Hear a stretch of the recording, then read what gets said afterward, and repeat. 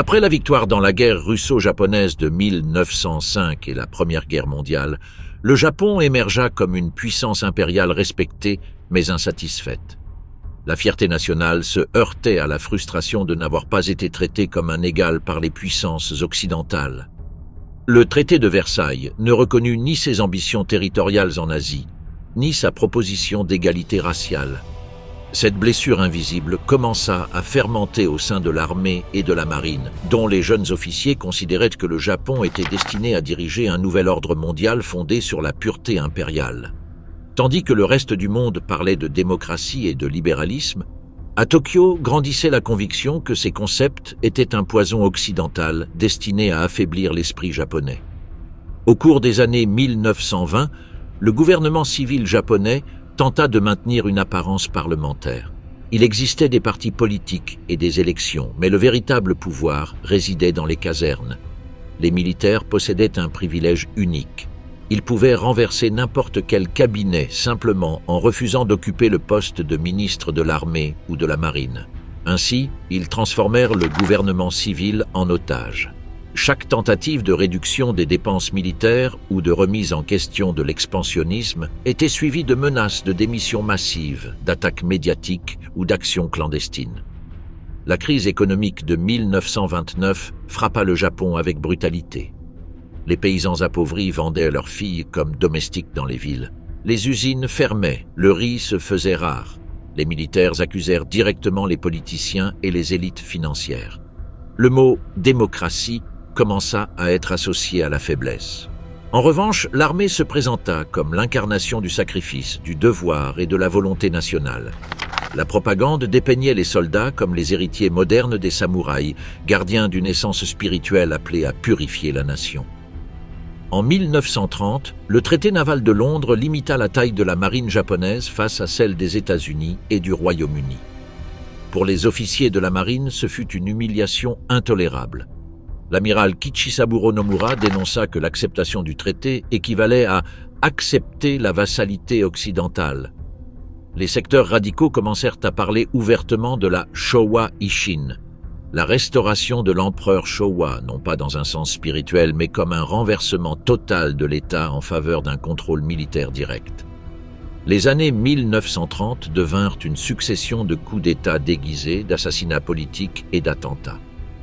En 1932, le Premier ministre Inukai Tsuyoshi fut abattu par des officiers de la marine qui l'accusaient de trahison.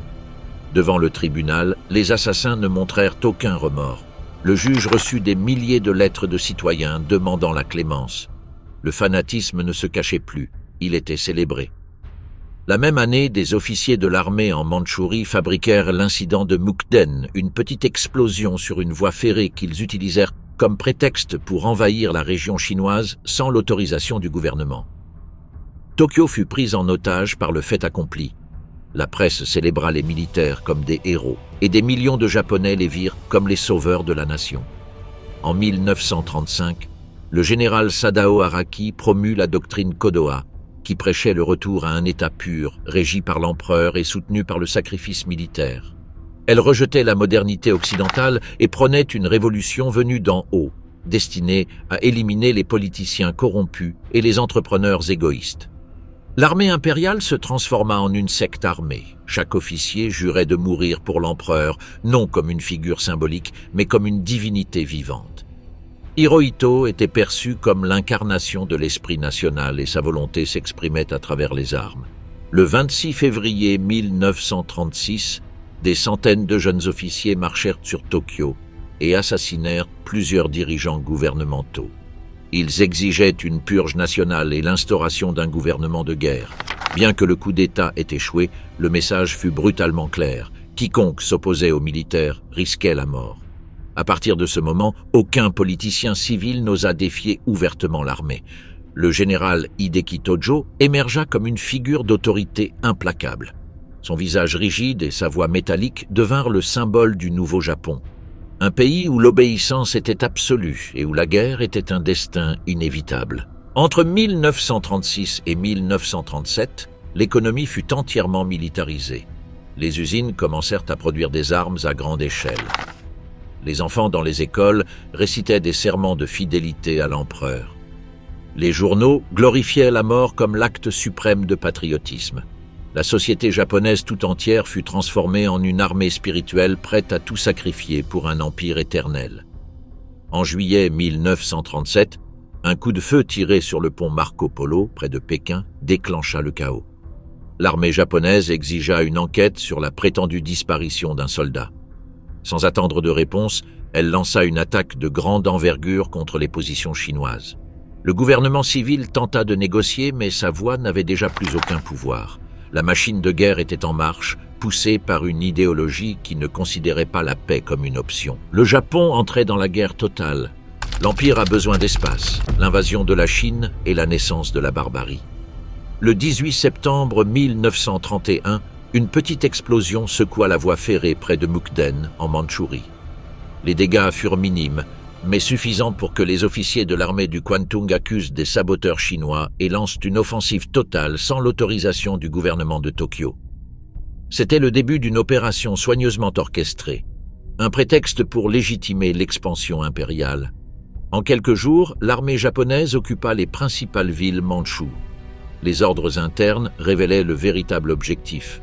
Non seulement conquérir un territoire, mais transformer la Mandchourie en le cœur du futur empire asiatique sous domination raciale japonaise. En 1932 fut proclamé l'État fantoche du Manchukuo, dirigé nominalement par le dernier empereur chinois, Puyi, transféré sous surveillance à Changchun. Bien qu'il portât la couronne, il n'avait aucun pouvoir. Le véritable souverain était l'armée du Kwantung, qui gouvernait d'une main de fer, appliquant les lois militaires, confisquant les terres et déplaçant de force les paysans chinois, coréens et mongols. Le Japon justifiait l'occupation sous le concept de la sphère de coprospérité asiatique, une prétendue alliance des peuples orientaux libérés de l'impérialisme occidental.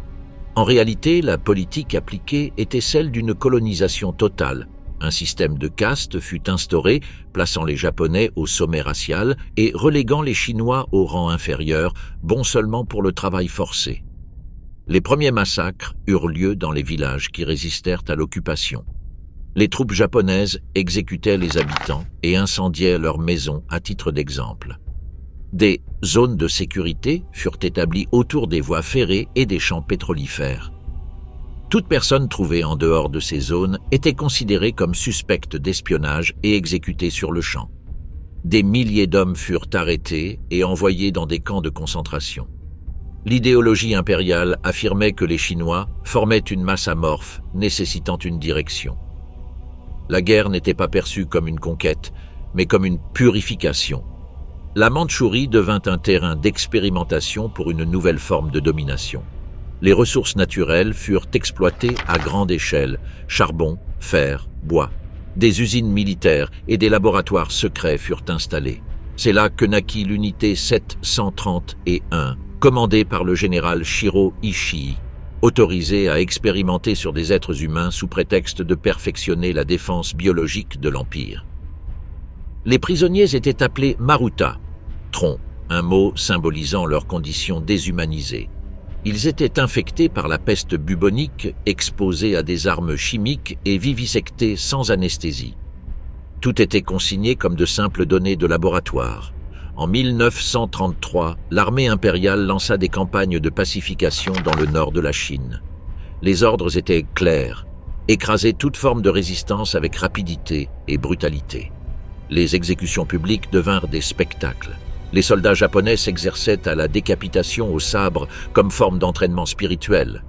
Les journaux personnels d'officiers relatent avec fierté des compétitions de décapitation entre unités. Le fanatisme militaire croissait, nourri par la propagande qui présentait la guerre comme une mission sacrée pour régénérer l'Asie. Pendant ce temps, Tokyo observait le succès militaire en Mandchourie et comprenait que le gouvernement civil n'avait plus aucun contrôle.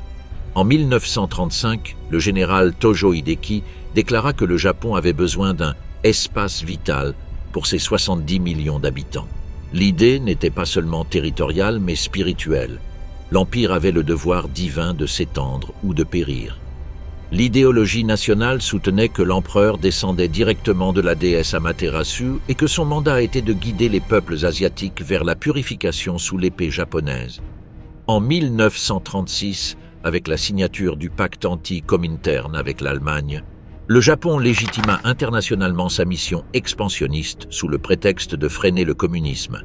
En réalité, le communisme n'était qu'un prétexte pour justifier la guerre totale contre la Chine, que l'élite militaire considérait comme un peuple dégradé par la corruption et la faiblesse. En 1937, le Japon était prêt. L'armée impériale avait porté ses effectifs à plus d'1 million de soldats.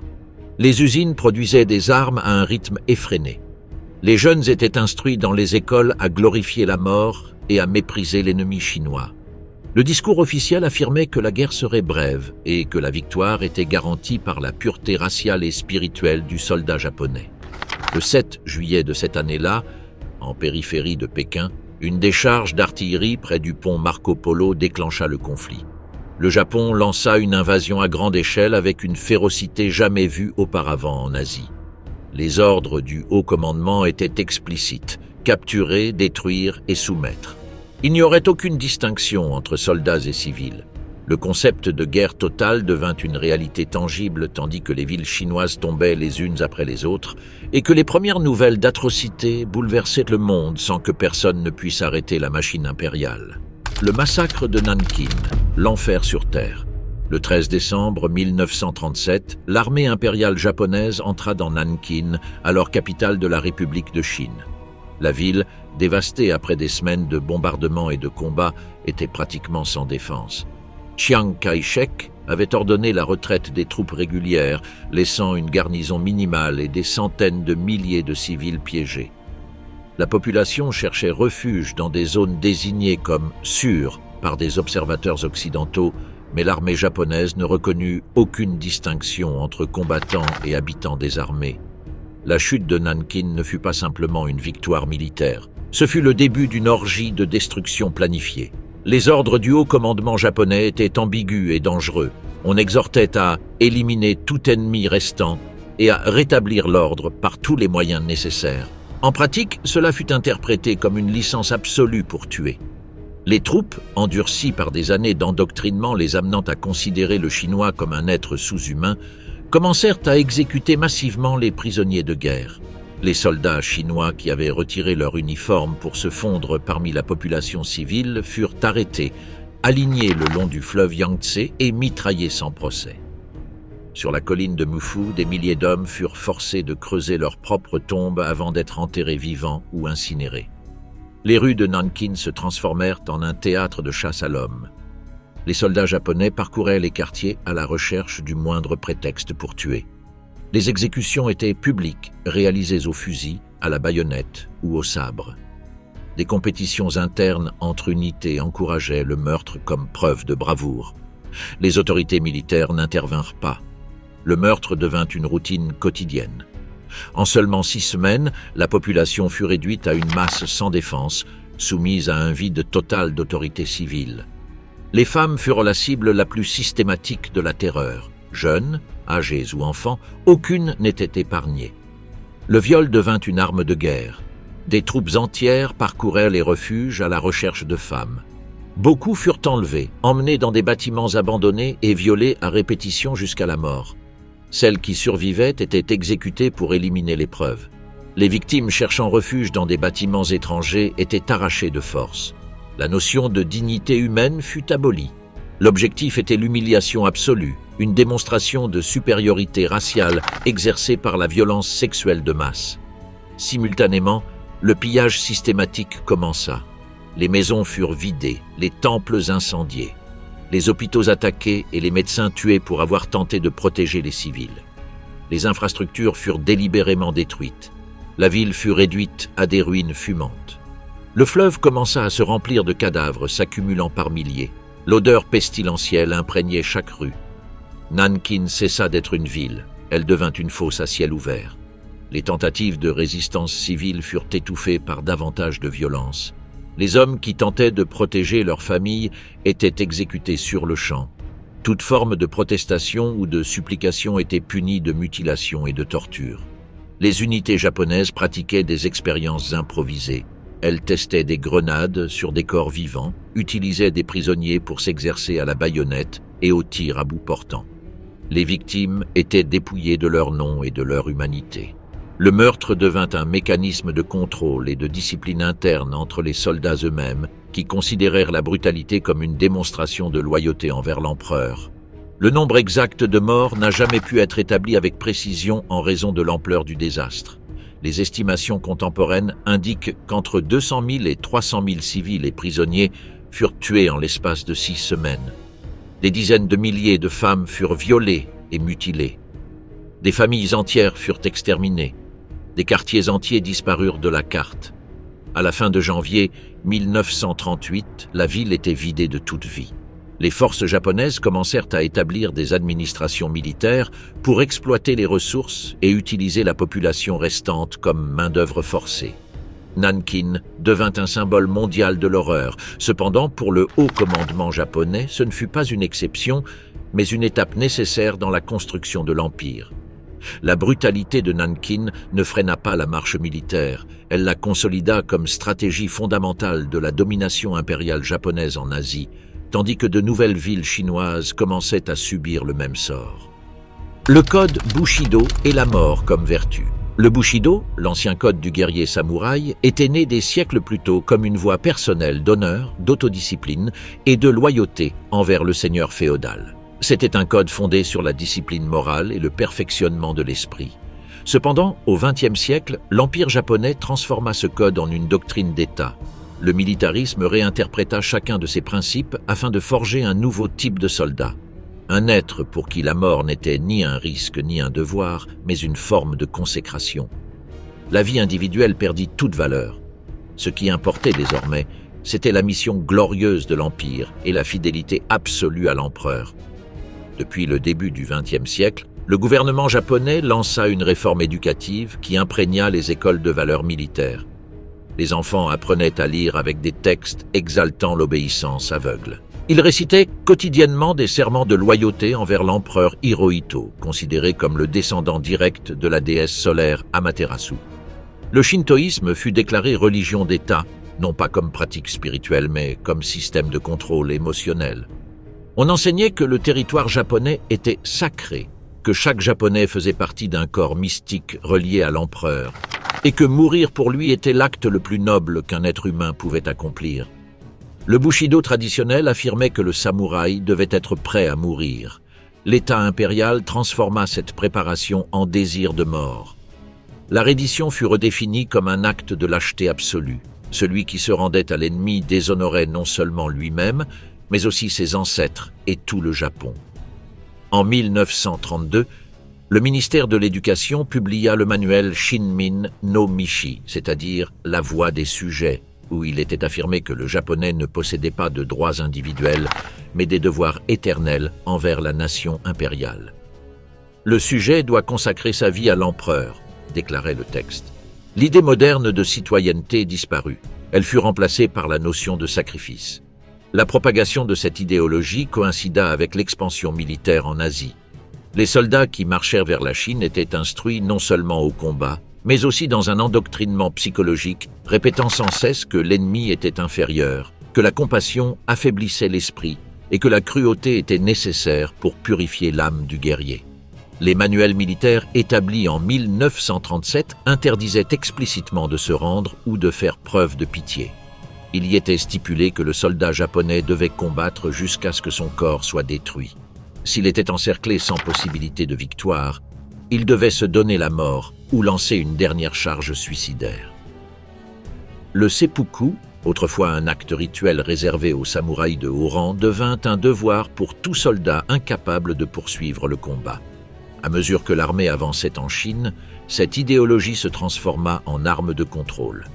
Les officiers étaient instruits pour surveiller non seulement la conduite militaire de leurs subordonnés, mais aussi leur volonté de mourir. Le courage se mesurait au mépris de la vie.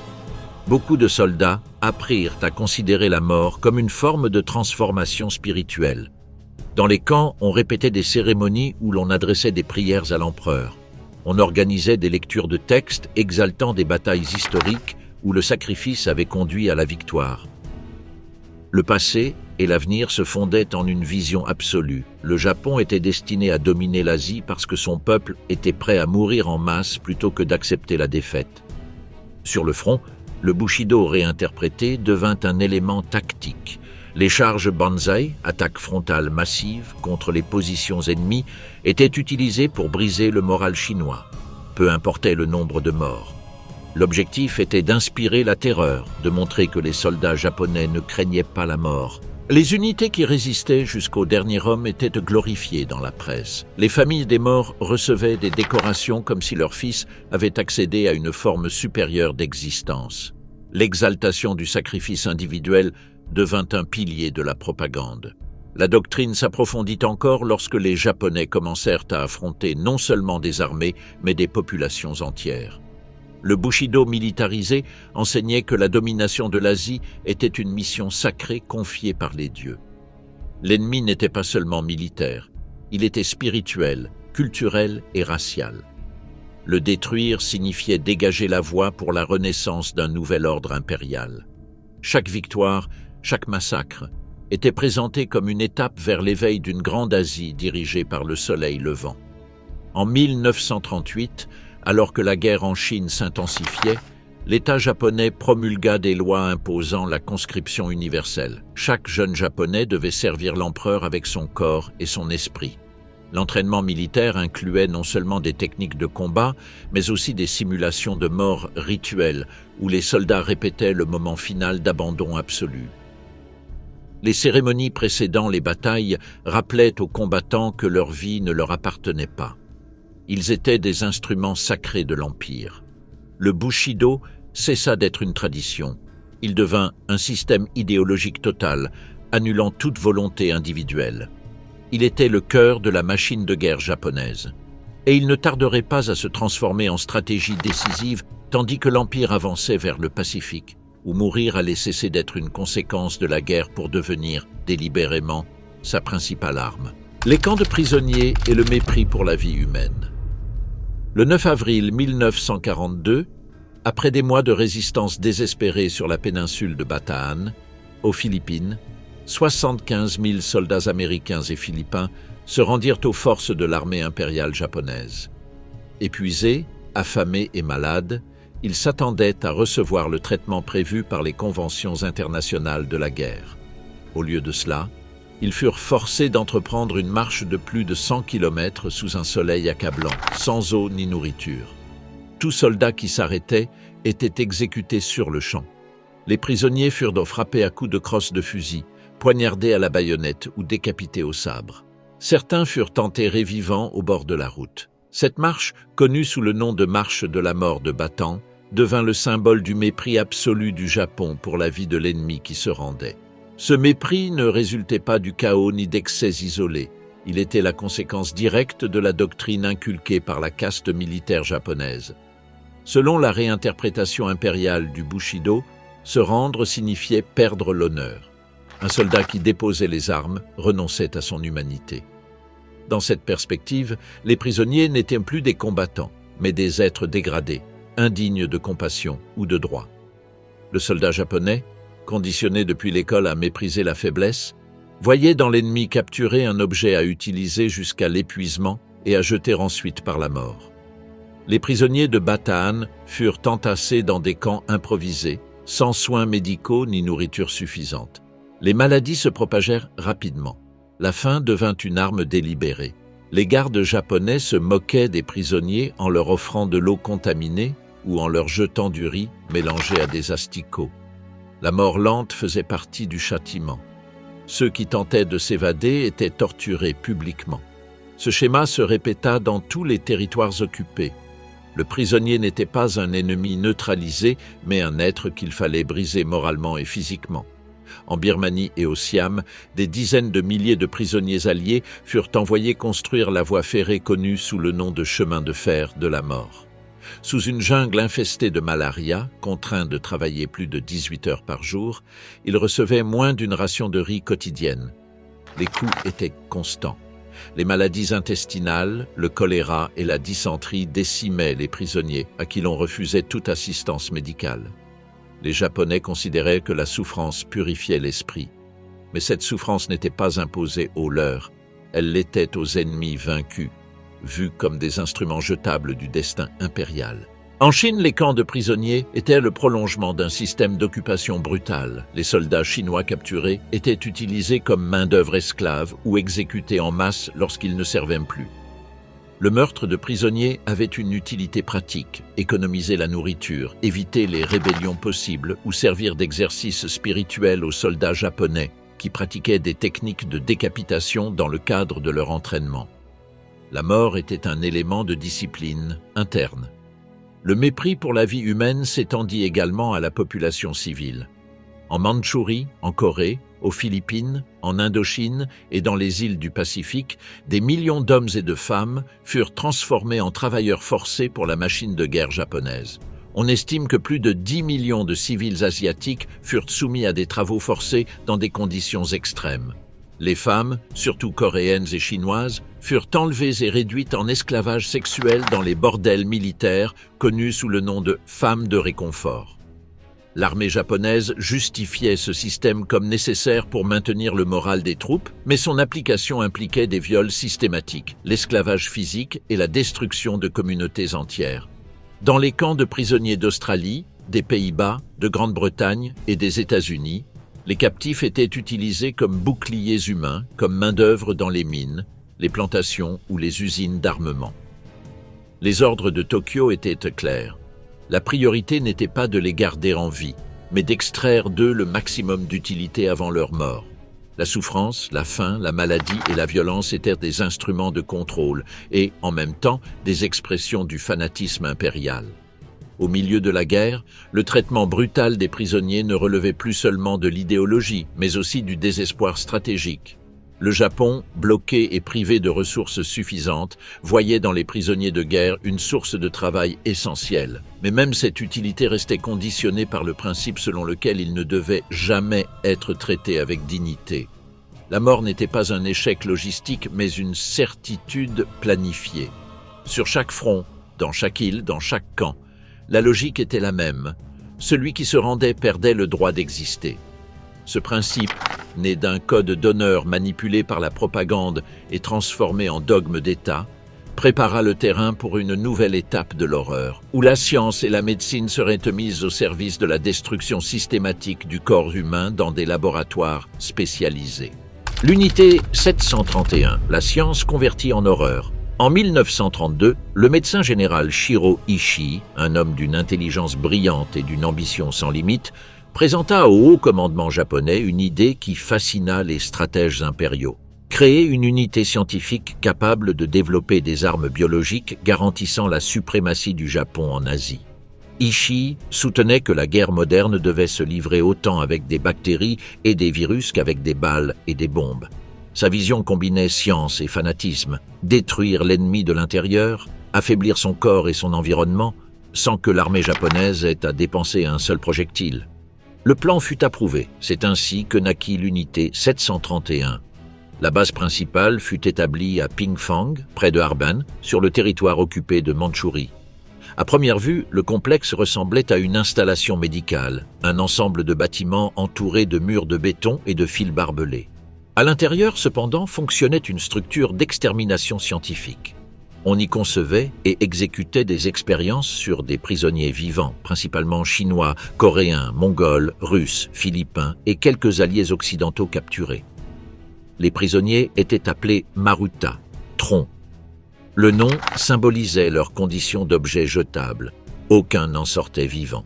L'unité 731 fonctionnait avec une discipline militaire stricte.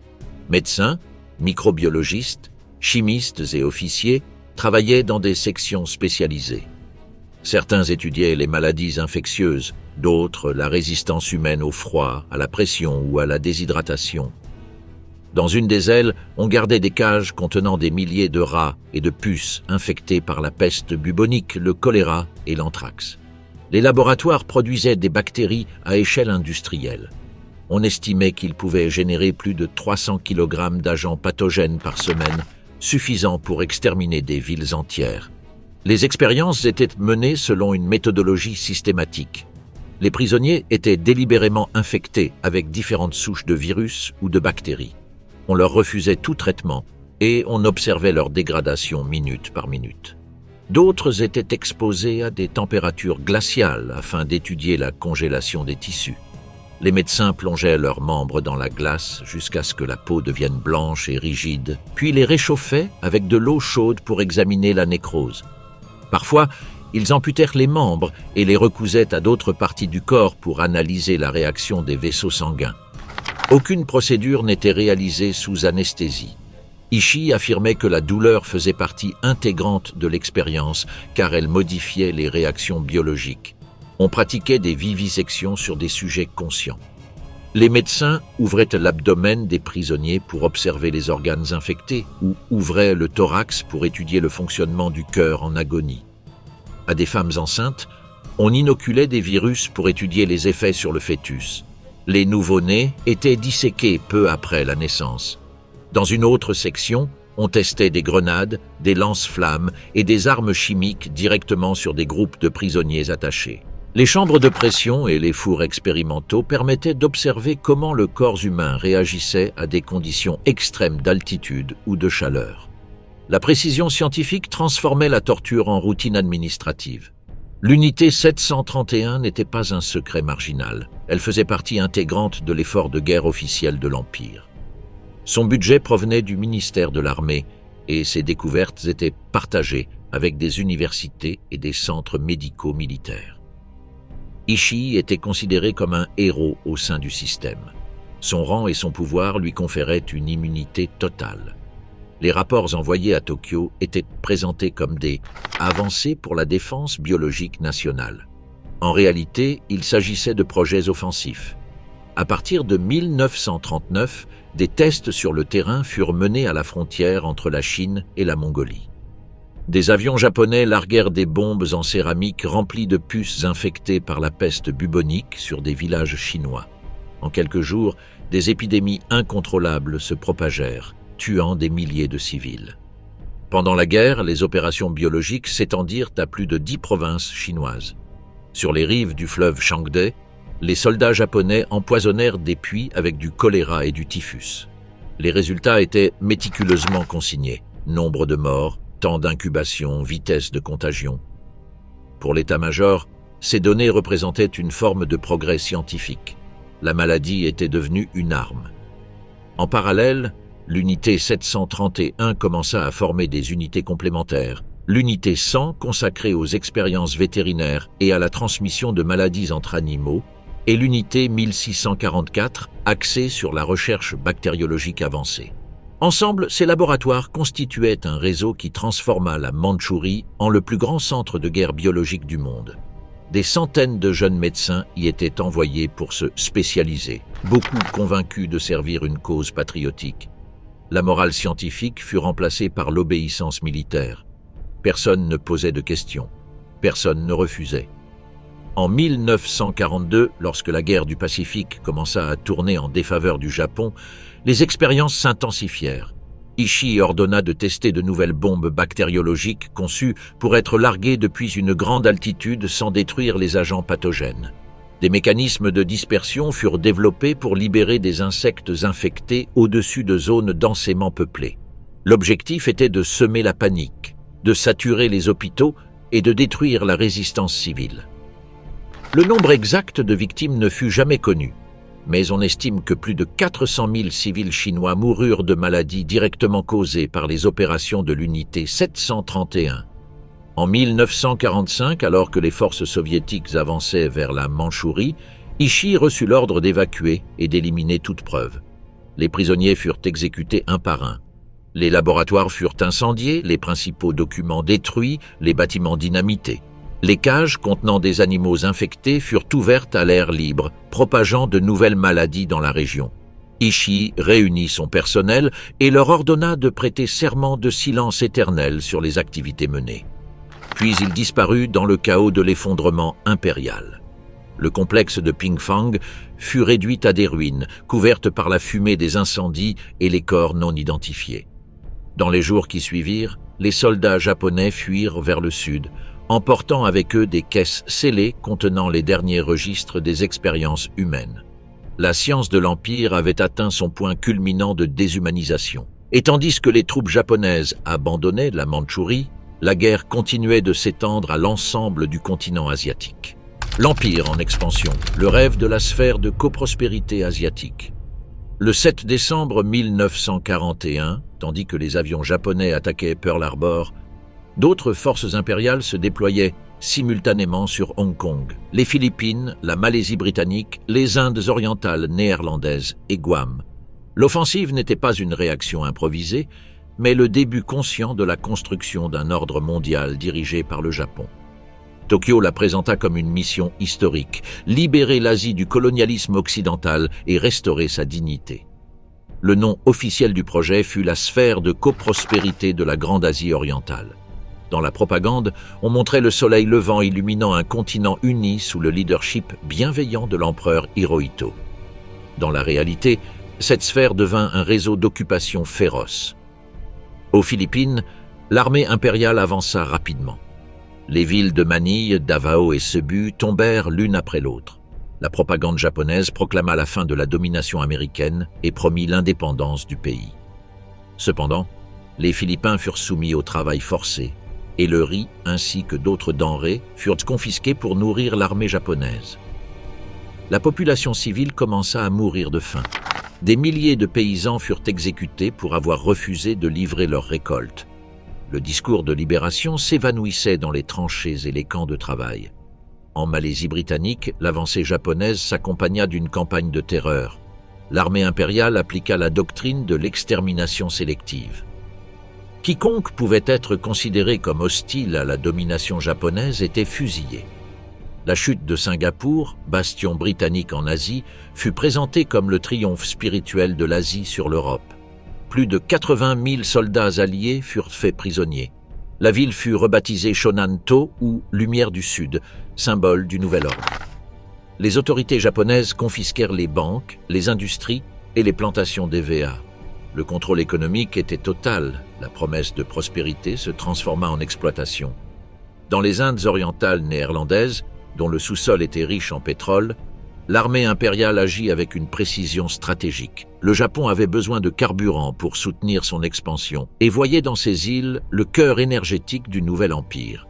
L'occupation fut immédiate, accompagnée de la confiscation des raffineries et des puits. La population locale fut forcée de travailler pour l'armée. Les structures coloniales néerlandaises furent remplacées par des administrateurs japonais imposant la loi martiale. Les langues locales furent interdites, les écoles furent réorientées pour enseigner l'obéissance à l'empereur. La Birmanie fut occupée sous le prétexte de la libérer du joug britannique.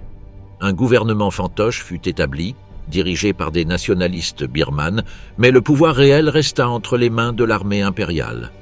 Les populations rurales furent contraintes de construire des routes et des fortifications.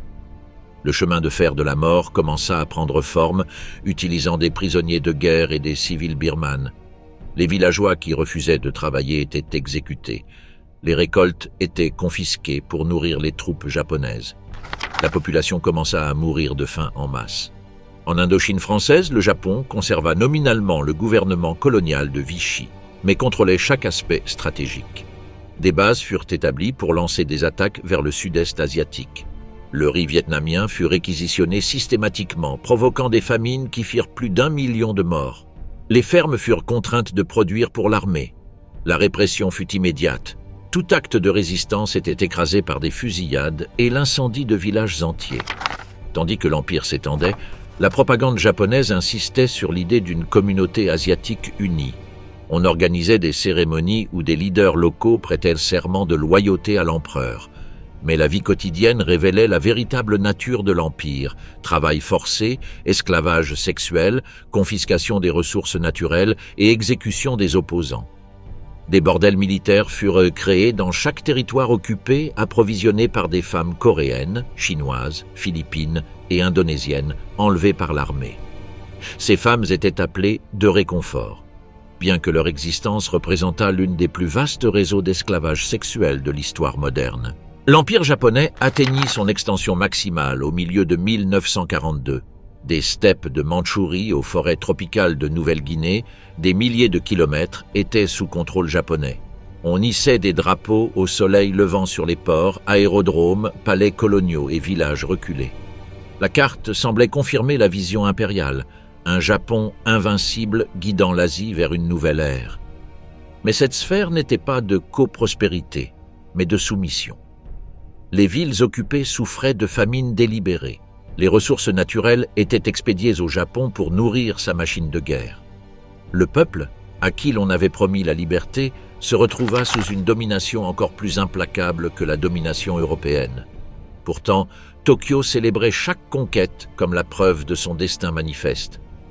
Dans les quartiers généraux impériaux, on parlait de l'aube d'une nouvelle civilisation asiatique, tandis que dans les champs et les jungles du continent naissaient des foyers de résistance alimentés par le désespoir et la haine accumulés envers l'envahisseur. Pearl Harbor, le coup qui réveilla le géant. À l'aube du 26 novembre 1941, 6 porte-avions japonais quittèrent secrètement la baie de Itokapu dans les îles Kuril, en direction du centre du Pacifique. À bord se trouvaient plus de 400 avions de chasse, des bombardiers en piqué et des torpilleurs spécialement modifiés pour attaquer en eau peu profonde. La flotte avançait en silence radio complet, enveloppée de brume et de froid, suivant une route soigneusement tracée pour éviter d'être détectée par des avions ou des submersibles américains. C'était la force aéronavale la plus puissante jamais réunie par le Japon. L'amiral Isoroku Yamamoto, architecte de l'opération, avait averti que les États-Unis étaient un ennemi industriellement invincible sur le long terme. C'est pourquoi son plan ne visait pas une guerre prolongée, mais un coup dévastateur qui paralyserait la marine américaine et obligerait Washington à négocier. Pearl Harbor, base principale de la flotte du Pacifique, était l'objectif. Si les porte-avions, cuirassés et dépôts de carburant étaient détruits lors d'une attaque éclair, la voie serait libre pour consolider l'empire japonais en Asie avant que les États-Unis ne puissent réagir. Le 7 décembre, à 7h48 du matin, la première vague japonaise émergea des nuages au-dessus d'Oahu. Les pilotes, entraînés pendant des mois, descendirent en formation serrée. À Pearl Harbor, les cuirassés étaient alignés en file, comme des cibles immobiles. L'explosion initiale de la torpille qui frappa l'USS Oklahoma fut le signal. Quelques minutes plus tard, l'USS Arizona explosa lorsque sa soute à munitions détonna, soulevant une colonne de feu de plus de 180 mètres de haut. En moins de 15 minutes, l'attaque avait paralysé les défenses anti-aériennes américaines. Les bombardiers en piqué attaquèrent les aérodromes de Hickam, Wheeler et Ford Island. Les avions américains furent incendiés au sol avant que les pilotes puissent les atteindre. Les chasseurs japonais mitraillèrent soldats et personnel au sol tandis qu'ils couraient sur les pistes. Le ciel se couvrit d'une épaisse fumée noire. Les torpilleurs poursuivirent leurs attaques successives contre la flotte à l'ancre. En moins d'une heure, les cuirassés USS West Virginia, California et Nevada avaient été coulés ou gravement endommagés. Des milliers de marins moururent piégés dans des compartiments inondés. À 8h54 arrive la deuxième vague. Les pilotes japonais se concentrèrent sur les chantiers navals et les quais. Les explosions secouaient le port à intervalles de secondes. Les civils d'Honolulu se réfugièrent dans des abris en entendant les rugissements des moteurs et les détonations de bombes de 800 kg. L'attaque dura moins de 2 heures. Lorsque les avions japonais se retirèrent, 18 navires avaient été coulés ou détruits. Plus de 2400 Américains étaient morts et la puissance navale du Pacifique semblait anéantie. À Tokyo, la nouvelle du succès arriva le soir même. Les hauts commandements se félicitèrent mutuellement. La radio impériale annonça que le Japon avait infligé un coup décisif à l'ennemi et que l'esprit de l'empereur avait guidé les pilotes vers la victoire. Les foules envahirent les rues. On célébrait le début de ce que le gouvernement présentait comme la libération définitive de l'Asie. La sphère de coprospérité paraissait irrésistible. Cependant, l'attaque avait échoué sur 2 points cruciaux. Les porte-avions américains n'étaient pas à Pearl Harbor ce jour-là. Ils se trouvaient en mission en haute mer. Les dépôts de carburant et les docks de réparation navale ne furent pas détruits non plus. L'infrastructure qui permettrait la reconstitution de la flotte demeurait intacte. Le coup tactique avait été un succès, le coup stratégique incomplet. Tandis qu'au Japon on célébrait, à Washington le choc se transforma en détermination. Le président Franklin D. Roosevelt déclara devant le Congrès que le 7 décembre serait une date qui vivra dans l'infamie. Les États-Unis déclarèrent la guerre au Japon. 4 jours plus tard, l'Allemagne et l'Italie déclarèrent la guerre aux États-Unis. Le conflit régional en Asie devint une guerre mondiale. Le Japon avait réussi ce que son état-major craignait le plus, unir toute l'industrie et le peuple américain sous un seul objectif militaire. Dans les quartiers impériaux de Tokyo, la nouvelle fut reçue avec euphorie. Les journaux proclamèrent que le lion anglo-américain avait été abattu d'un seul coup. Les troupes célébrèrent en criant « Banzai ». L'Empire croyait avoir scellé son destin. Nul ne soupçonnait qu'en ce jour, au lieu de garantir sa victoire, il venait de signer le début de sa destruction. Le fanatisme sur le champ de bataille, Iwo Jima et Okinawa. Au début de 1945, l'Empire japonais avait perdu l'initiative militaire. La marine impériale avait été pratiquement détruite et la supériorité aérienne appartenait aux États-Unis. Mais le haut commandement japonais ne considérait pas la reddition. Au lieu de préparer des négociations, il décida de transformer chaque île du Pacifique en forteresse où soldats et civils devaient combattre jusqu'à leur dernier souffle. La défaite militaire deviendrait une victoire spirituelle. L'objectif n'était plus d'arrêter l'ennemi, mais de démontrer que le peuple japonais était prêt à mourir en masse plutôt qu'à accepter l'humiliation. Le 19 février, les Marines américains débarquèrent à Iwo Jima, une île volcanique d'à peine 21 km², défendue par 21 000 soldats japonais commandés par le général Tadamichi Kuribayashi. Anticipant le bombardement naval américain, Kuribayashi avait transformé l'île en un labyrinthe souterrain de tunnels, de bunkers et de chambres cachées. L'ordre était absolu. Il n'y aurait pas d'attaques suicides immédiates. Les soldats devaient rester cachés et tuer le plus d'Américains possible avant de mourir. La reddition était interdite. La devise officielle était « Une mort, 1000 ennemis ». Au cours des jours suivants, les Américains affrontèrent un ennemi invisible. Chaque caverne était un point d'embuscade. Chaque colline dissimulait un système de tunnels interconnectés. Les Japonais émergèrent de la terre pour attaquer à la grenade et à la baïonnette, puis disparaissaient sous le sol. Le combat était corps à corps, sans répit ni négociation. Les Japonais, retranchés dans des positions secrètes, attendaient que les Américains s'approchent pour ouvrir le feu à bout portant. Lorsqu'ils étaient encerclés, ils faisaient exploser des charges pour entraîner avec eux le plus d'ennemis possible. Après 36 jours de combat, plus de 6800 Américains étaient morts. Des 21 000 défenseurs japonais, seulement 216 furent capturés vivants. Les autres moururent au combat ou se suicidèrent. Iwo Jima ne fut pas une bataille pour une position stratégique. Ce fut une démonstration de fanatisme militaire conçue pour inspirer la terreur. Pour les Japonais, le sacrifice représentait une victoire spirituelle. Pour les États-Unis, ce fut un avertissement. Chaque île sur la route de Tokyo serait un enfer plus terrible que la précédente. En avril 1945 commença la bataille d'Okinawa, la plus sanglante du front du Pacifique et la dernière ligne de défense avant l'archipel japonais. Okinawa n'était pas une base militaire. C'était un territoire habité par des civils japonais, contraints de devenir des soldats de la dernière résistance.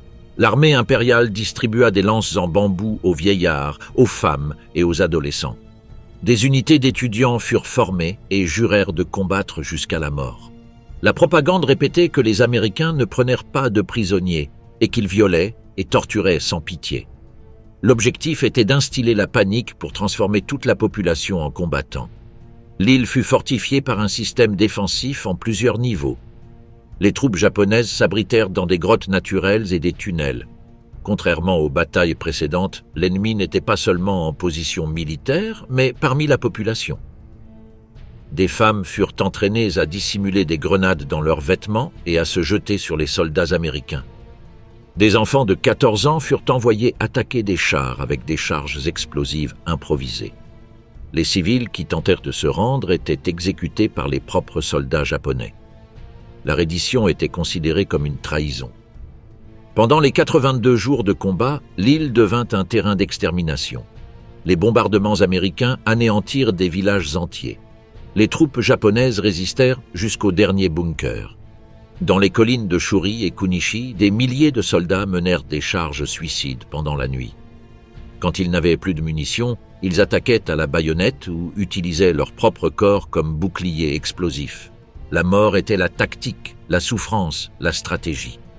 Alors que le front s'effondrait, la population civile commença à fuir vers les falaises côtières. Convaincus par la propagande que les Américains les mutileraient ou les brûleraient vives, des familles entières se jetèrent dans le vide en se tenant par la main. Des mères japonaises tuèrent leurs propres enfants pour éviter qu'ils ne soient capturés. Les plages étaient couvertes de corps. Les grottes étaient pleines de civils qui mouraient asphyxiés, entourés de fumée et de feu. L'armée japonaise n'autorisait aucune évacuation. Le sacrifice de la population était considéré comme partie du devoir national. À la fin de la bataille, plus de 100 000 soldats japonais étaient morts. Entre 100 000 et 150 000 civils périrent, soit près d'un tiers de la population totale de l'île. La résistance japonaise n'arrêta pas l'avancée américaine, mais laissa un message clair. Si Okinawa avait coûté autant, l'invasion de l'île principale du Japon serait un bain de sang inimaginable. Dans les bunkers de Tokyo, les dirigeants militaires commencèrent à planifier la mobilisation de toute la population japonaise, y compris des enfants dès 12 ans, pour une guerre finale d'extermination mutuelle. Les kamikazes, le sacrifice transformé en arme. Le 25 octobre 1944, dans le golfe de Leyte, un ciel couvert de fumée et d'éclats d'obus fut le théâtre d'un phénomène sans précédent dans l'histoire militaire moderne. Un groupe d'avions japonais apparut au-dessus de la flotte américaine. Ils ne cherchèrent pas à attaquer, puis à fuir. L'un d'eux, arborant encore les insignes du soleil levant sur ses ailes, amorça une descente directe sur le porte-avions d'escorte USS Saint-Lô. Il ne tire pas. Il ne manœuvra pas pour s'échapper. Il se précipita simplement sur le pont, contrôlant entièrement sa trajectoire. L'impact provoqua une explosion qui déclencha une réaction en chaîne dans les cuves de carburant et les bombes stockées. Quelques minutes plus tard, le porte-avions sombrait. Ce n'était pas une attaque conventionnelle. Ce fut la naissance officielle d'une nouvelle arme, l'humain transformé en projectile. Ce pilote appartenait à la Tokotai, les unités spéciales d'attaque. Sa mission n'était pas de revenir ni d'échouer, sa mission était de mourir. Dès lors, le sacrifice devint doctrine officielle de l'Empire japonais. Il ne s'agissait plus d'actions désespérées, mais d'une stratégie soigneusement organisée visant à utiliser la vie des jeunes comme arme tactique, psychologique et spirituelle. Après les défaites de Midway et de Guadalcanal, le commandement japonais comprit que son industrie ne pouvait rivaliser avec la production américaine. Les porte-avions, les avions et les pilotes expérimentés se perdirent plus vite qu'ils ne pouvaient être remplacés. L'amiral Takijiro Onishi proposa une solution. Créer des unités suicides volontaires qui utiliseraient le corps humain comme guide parfait pour transformer un avion chargé d'explosifs en missile vivant. Ce n'était pas une idée improvisée, mais la conséquence logique du Bushido réinterprété et du culte de l'empereur. Le Japon n'avait plus d'acier, plus de pétrole, ni plus de temps. La seule ressource encore abondante était la vie humaine prête au sacrifice. Le gouvernement impérial ne présenta pas cette idée comme un ultime recours militaire, mais comme une occasion honorable d'atteindre la gloire éternelle. Les cérémonies d'adieu devinrent des rituels sacrés. Les pilotes marchaient dans des couloirs décorés de drapeaux au soleil levant tandis que leurs camarades et supérieurs chantaient des hymnes nationaux. On leur remettait un bandeau blanc noué sur le front, symbole de l'esprit divin du guerrier. Ils recevaient une coupe de saké, un sabre cérémoniel et un portrait de l'empereur. Chacun écrivait une dernière lettre à sa famille, non pas pour dire adieu avec tristesse, mais pour déclarer que sa mort assurerait la renaissance du Japon. Bien que le discours officiel parle de volontaires, la pression sociale était totale. Les écoles devinrent des centres de sélection. Les professeurs nationalistes désignaient les élèves les plus brillants comme candidats idéaux à l'honneur suprême. Refuser la mission équivalait à renier l'empereur, la nation et les ancêtres. Beaucoup de pilotes n'étaient que des adolescents de 17 ou 18 ans. Certains pleuraient en secret en écrivant leurs lettres, mais, une fois sur la cour, ils se mettaient en formation, silencieux, convaincus que leur mort n'était pas la fin de leur vie, mais l'accomplissement de leur devoir. L'entraînement était bref. On ne leur apprenait plus à revenir ni à survivre, seul comptait le moment final. On répétait sans cesse la trajectoire d'impact. On apprenait aux pilotes à voler au ras de la mer pour éviter les radars ennemis et à s'élever au dernier instant pour plonger en piqué. L'acte de s'écraser n'était pas perçu comme un échec, mais comme un triomphe spirituel absolu. Mourir n'était pas un risque, c'était l'objectif. Les attaques kamikazes n'étaient pas improvisées. Chaque pilote recevait une cible précise, porte-avions, destroyers, croiseurs. L'avion était chargé de bombes de 250 kg et de carburant uniquement pour l'aller. Avant le décollage, le pilote écrivait son dernier message. « Je vous en prie, ne pleurez pas pour moi. Demain, je volerai vers le royaume éternel. » Les mécaniciens se tenaient au garde-à-vous en silence. Il n'y avait ni discours émouvant ni embrassade. Le départ était solennel, rituel, irréversible. Arrivés dans la zone de combat, les kamikazes piquaient en traversant le feu anti-aérien. Beaucoup étaient abattus avant d'atteindre leur cible. Mais ceux qui réussissaient à accomplir leur mission transformaient un avion en une arme plus destructrice que n'importe quelle torpille. Leurs camarades, depuis la base, écoutaient les rapports à la radio. Taicho a atteint son objectif. Il s'est écrasé glorieusement. Au lieu du silence, on entendait des cris de jubilation. Au cours des premiers mois, les attaques kamikazes coulèrent plus de 30 navires alliés et endommagèrent gravement plus de 300 autres. Les marins américains commencèrent à vivre chaque aube dans la crainte d'avions qui ne cherchaient pas à survivre. Le concept de kamikaze s'étendit au-delà des airs.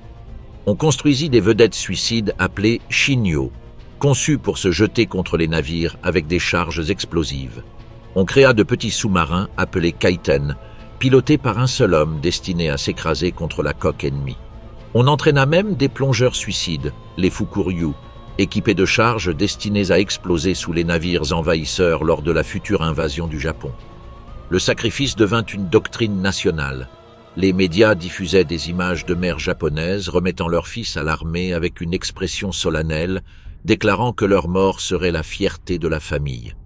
Dans les écoles primaires, les enfants pratiquèrent le rite d'adieu. Inclinaison, chant à l'empereur, serment de donner leur vie pour la patrie. La mort cessa d'être un événement biologique pour devenir une aspiration collective. À mesure que la guerre avançait et que les défaites s'accumulaient, la stratégie du sacrifice devint la seule politique officielle. Il n'y avait pas de plan B. À Tokyo, on discutait ouvertement de la mobilisation totale de la population pour une bataille finale à l'intérieur de l'archipel.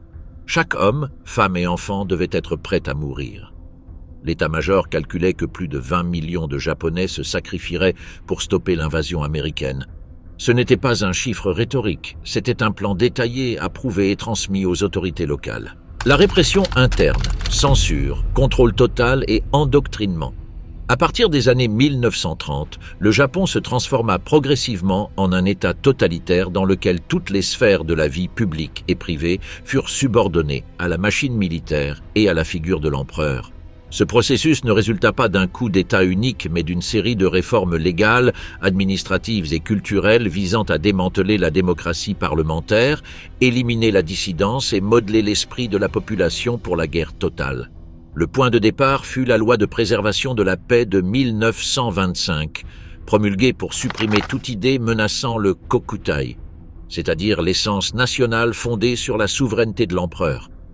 Cette loi fut élargie en 1928 et renforcée après 1936 pour interdire toute forme de pensée jugée antipatriotique. Le concept de délit ne reposait pas sur des actions concrètes, mais sur des idées. Le simple fait d'exprimer des doutes sur la voie impériale pouvait être puni de prison ou de rééducation. Dans ce cadre juridique, un contrôle idéologique systématique fut instauré. Le pouvoir militaire occupa le centre de l'État japonais. L'armée et la marine avaient le droit de refuser tout cabinet qui n'incluait pas des ministres issus de leur rang. À mesure que les officiers nationalistes gagnaient en influence, les partis politiques furent réduits à des instruments symboliques. En 1940, tous les partis restants furent dissous et remplacés par l'Association pour le service de l'esprit national, une organisation unique créée pour éliminer toute forme de pluralité politique. De cette manière, le gouvernement civil cessa d'exister comme entité indépendante et le Japon devint une autocratie militaire sous l'autorité nominale de l'empereur. Le kokutai devint la doctrine officielle de l'État. Selon ce concept, le Japon n'était pas une nation au sens occidental, mais un organisme sacré dont la tête était l'empereur. Les citoyens n'étaient pas des individus dotés de droits, mais des sujets investis d'obligations éternelles. L'État n'existait pas pour protéger le peuple existait pour servir l'État impérial. Cette idéologie fut diffusée à travers le Shinto d'État, une version de la religion traditionnelle japonaise manipulée pour légitimer le commandement absolu de l'empereur. Les temples et les prêtres furent placés sous la supervision du gouvernement, dotés de fonctions patriotiques, et toute interprétation spirituelle ne reconnaissant pas la divinité impériale fut interdite. La censure fut totale. Le ministère de l'Intérieur, puis à partir de 1941 le ministère de l'Information, contrôlèrent la presse, la radio, la littérature, le théâtre et le cinéma. Toute publication devait exalter le sacrifice, la discipline et le destin impérial du Japon. Les nouvelles concernant les défaites militaires étaient interdites. Seules les victoires et les proclamations de résistance héroïque étaient diffusées.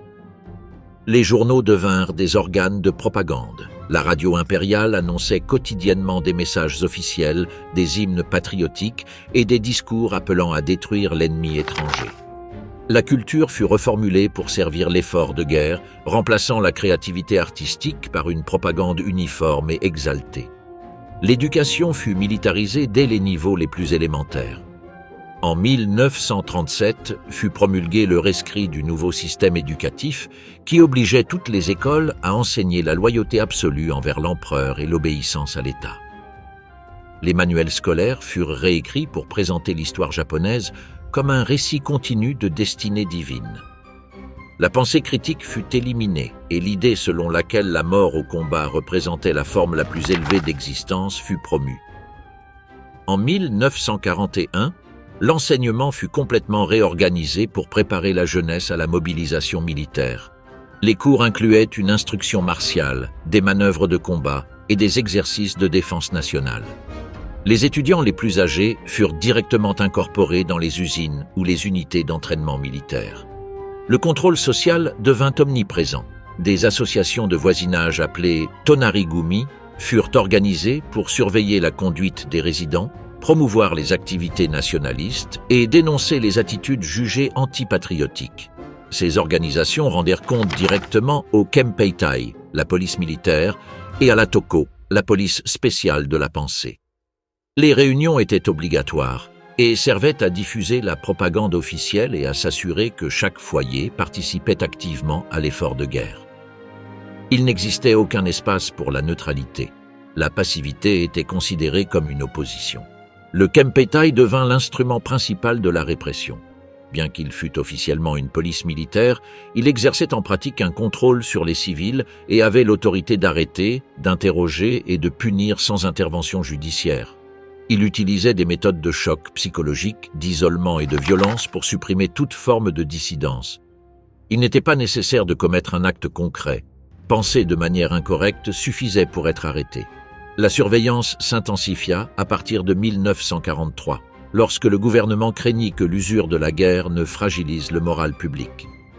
La mobilisation nationale fut formalisée par la loi de mobilisation générale nationale de 1938, qui autorisait l'État à contrôler l'économie, le travail et les ressources humaines.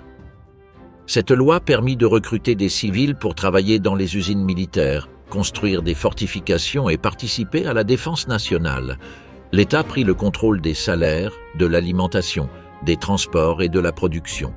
L'idée centrale était de transformer l'ensemble de la population en une partie intégrante de l'armée. La vie économique et sociale cessa d'être orientée vers la survie individuelle pour être entièrement subordonnée à la victoire impériale. La propagande promut la notion du « corps unique national ». Selon cette idée, le Japon était un organisme dont chaque personne constituait une cellule, sans identité distincte du tout. L'intérêt individuel n'avait aucune valeur. L'obéissance totale était un devoir naturel. Les familles étaient instruites à accepter la mort de leurs enfants comme une gloire et non comme une perte. Les femmes furent mobilisées pour travailler dans les usines d'armement et entraînées à utiliser des armes improvisées en cas d'invasion. La population civile devint une force de combat potentielle. Vers 1944, cette structure totalitaire s'était pleinement consolidée. La pensée indépendante fut supprimée, la culture devint un instrument de guerre, l'éducation, un processus d'entraînement militaire, la religion, une légitimation idéologique du sacrifice, l'économie, un outil destiné à nourrir la machine de guerre, et la population, une matière première spirituelle destinée à résister jusqu'à l'extermination. Alors que les bombes américaines commençaient à tomber sur Tokyo, Osaka et Nagoya, l'État japonais intensifiait son message. La défaite était impossible, mourir valait mieux que se rendre. Le Japon était devenu une nation préparée non pas à survivre, mais à se détruire avec honneur. L'effondrement final, Hiroshima, Nagasaki et l'invasion soviétique. Le 9 mars 1945, à 22h30, commença sur Tokyo l'attaque aérienne la plus meurtrière de l'histoire moderne. 329 bombardiers B-29 du commandement du bombardement américain traversèrent le ciel nocturne, chargés de bombes incendiaires composées de napalm et de phosphore blanc. Au lieu de viser des usines ou des bases militaires, elles furent délibérément dirigées contre les quartiers densément peuplés construits en bois et en papier. En quelques heures, le feu se propagea avec des vents dépassant les 50 km à l'heure, générant un enfer thermique atteignant des températures de 1000 degrés Celsius.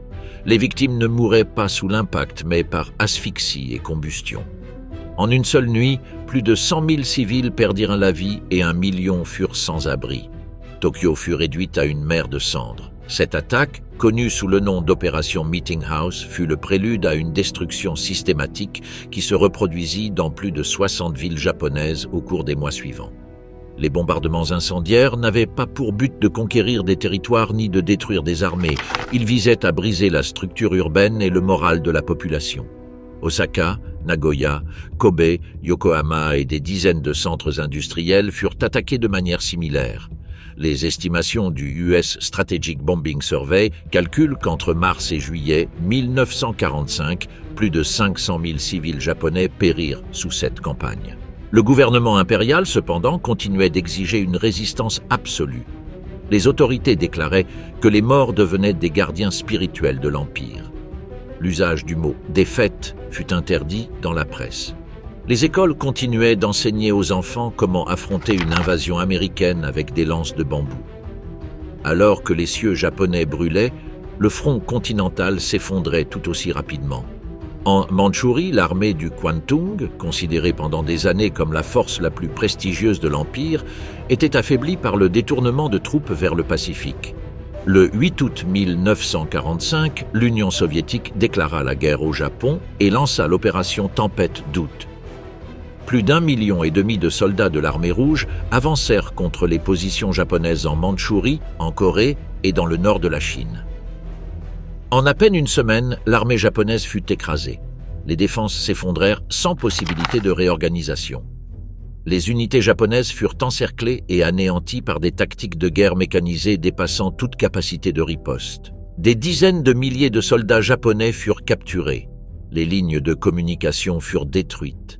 Pour le Japon impérial, l'invasion soviétique démontra que la guerre ne pouvait plus être contenue dans les îles. Elle s'était propagée sur tous les fronts.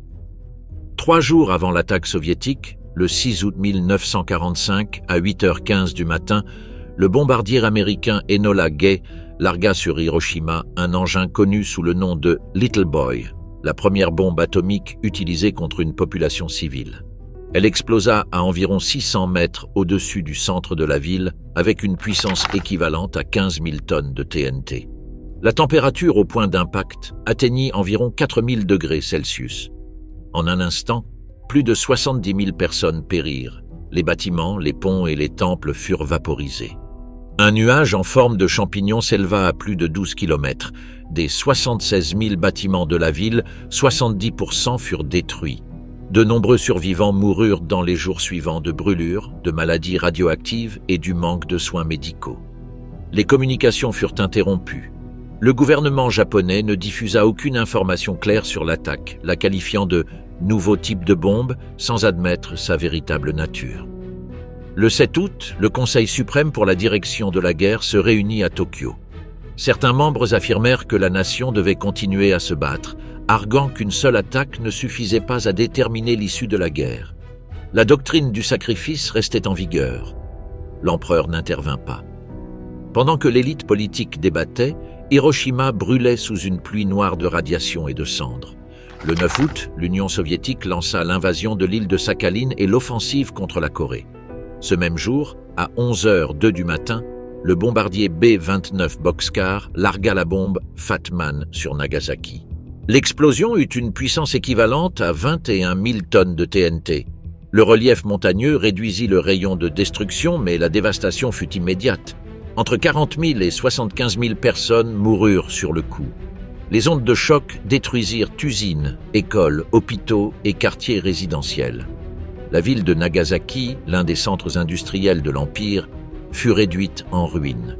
Contrairement à Hiroshima, où la majorité des victimes étaient des civils, à Nagasaki, les pertes comprirent un grand nombre d'ouvriers industriels et de prisonniers de guerre alliés. Le 10 août, le gouvernement japonais était paralysé. La radio impériale ne pouvait plus dissimuler l'ampleur des attaques.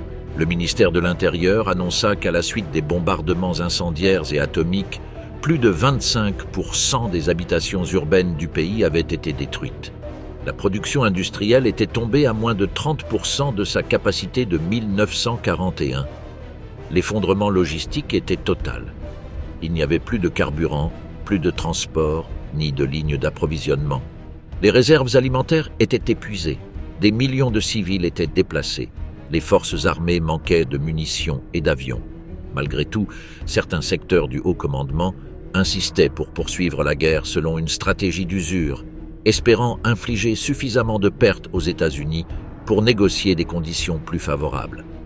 Ils soutenaient qu'une invasion terrestre américaine du Japon causerait des millions de morts parmi les assaillants et justifierait la continuation du conflit. Ils proposèrent de mobiliser toute la population pour la défense finale de l'archipel.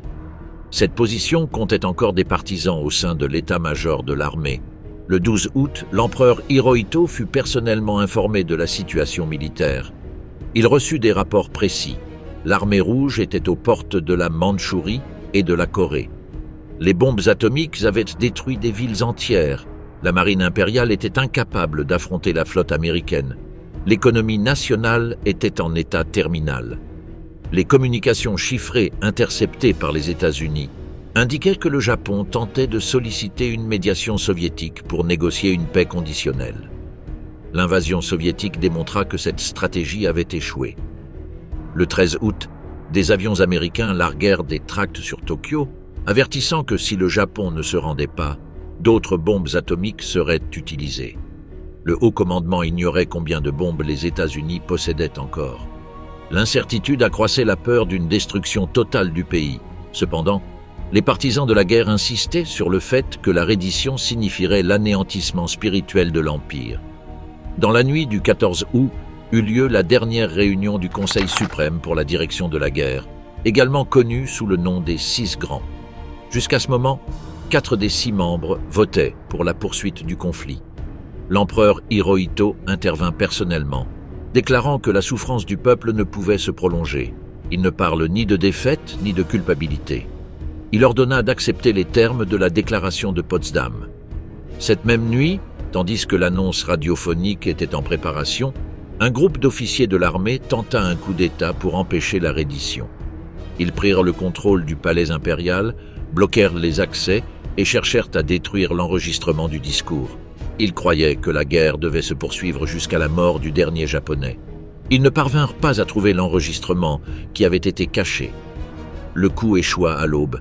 La faction qui souhaitait l'auto-immolation nationale fut neutralisée sans affrontement massif. L'Empire se trouvait au bord de la dissolution totale.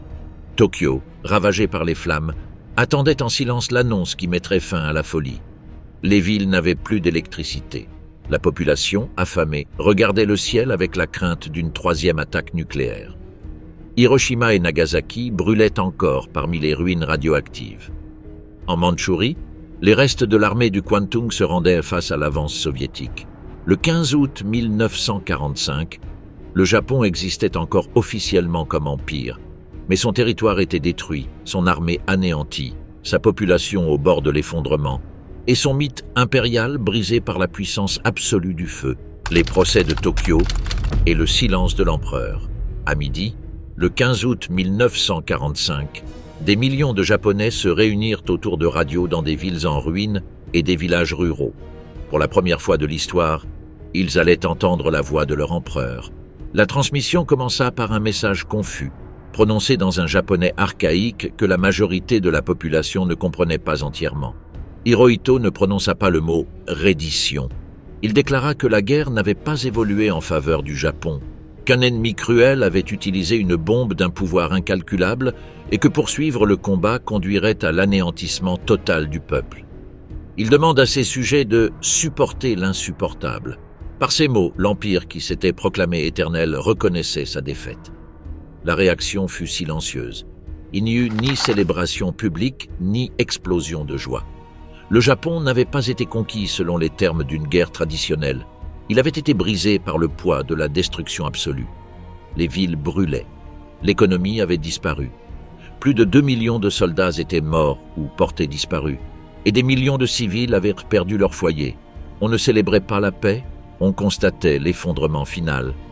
Le 28 août, les forces d'occupation américaines commencèrent à arriver. Le général Douglas MacArthur atterrit à l'aérodrome d'Atsugi, près de Tokyo, sans rencontrer de résistance. Il portait la responsabilité de démanteler l'appareil impérial japonais et de garantir que le pays ne redevienne jamais une menace militaire. L'occupation fut totale.